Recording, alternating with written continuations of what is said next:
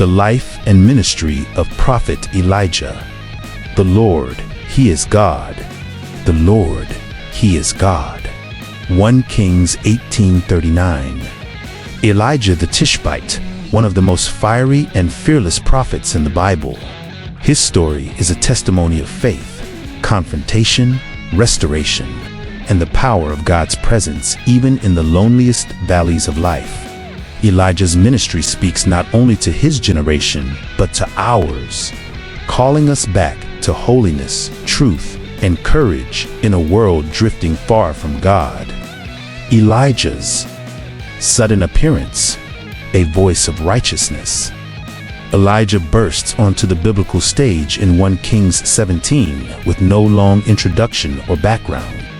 We simply read, "Now Elijah the Tishbite from Tishbite said to Ahab, As the Lord, the God of Israel lives, whom I serve, there will be neither dew nor rain in the next few years except at my word."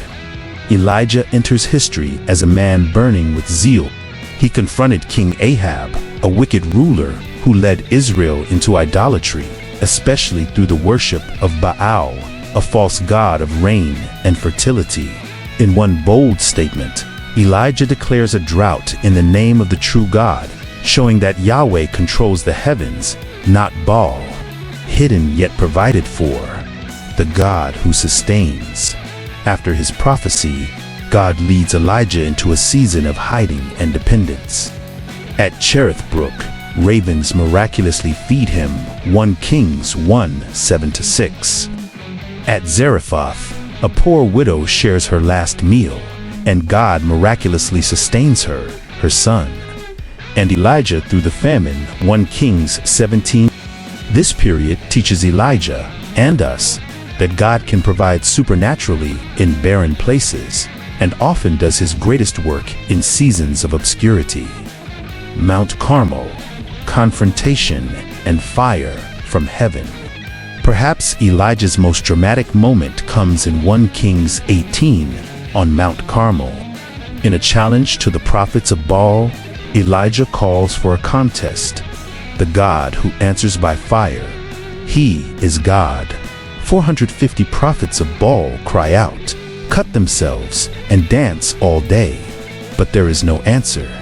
Then Elijah steps forward, prays simply, and fire falls from heaven, consuming the altar, wood, stones, and water. 1 Kings 18:36-39. The people fall on their faces and cry out, "The Lord, He is God." This powerful moment reminds us, God hears the prayer of the righteous. Truth will always triumph over deception. Revival begins when people turn their hearts back to God. The downpour after the fire. After the fire, Elijah climbs Mount Carmel again. Not for fire this time, but for rain. He prays earnestly, and after 7 times checking the sky, a cloud appears like a man's hand. Soon, the heavens open. 1 Kings 18:41-45. Elijah teaches us the power of persistent prayer, not just for miracles, but for mercy and restoration. The drought ends, and God proves He is not only a consuming fire, but also a giver of rain. Fear, depression, and the whisper of God. Shockingly, after this great victory, Elijah runs in fear from Queen Jezebel and falls into deep despair. 1 Kings 19. He prays that he might die. Even the boldest servants of God can feel discouraged, overwhelmed, or alone. But God doesn't rebuke Elijah. He meets him. He sends an angel to feed him. He gives him rest. He speaks not in wind, fire, or earthquake, but in a gentle whisper. Elijah learns that God's power isn't just seen in mighty signs, but also in quiet presence, commission, and legacy. God recommissions Elijah. He is told to anoint new leaders and to disciple Elisha, who will carry on his prophetic mantle. 1 Kings 19:15-21. Elijah obeys, finishes his work faithfully, and eventually does not see death.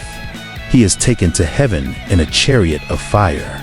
2 Kings 2:11. He appears later with Moses at the transfiguration of Jesus, Matthew 17:1-3, representing the prophets as Moses represents the law. Lessons from Elijah's life. Elijah's life gives us rich truths. God uses ordinary people for extraordinary purposes. Courage is required to confront darkness. Miracles flow from obedience, not showmanship. God sustains his servants through the highs and lows. God often speaks in whispers, not just wonders. Our legacy multiplies when we pour into others. Conclusion: a voice for our time. Elijah's story is not just about what God did, it's about what God. The spirit of Elijah is needed today to call people back to truth, to live with boldness and integrity, to be a voice in the wilderness, preparing the way of the Lord. May we have Elijah's courage, his prayer life, his humility, and may we also hear God's whisper in our wilderness moments.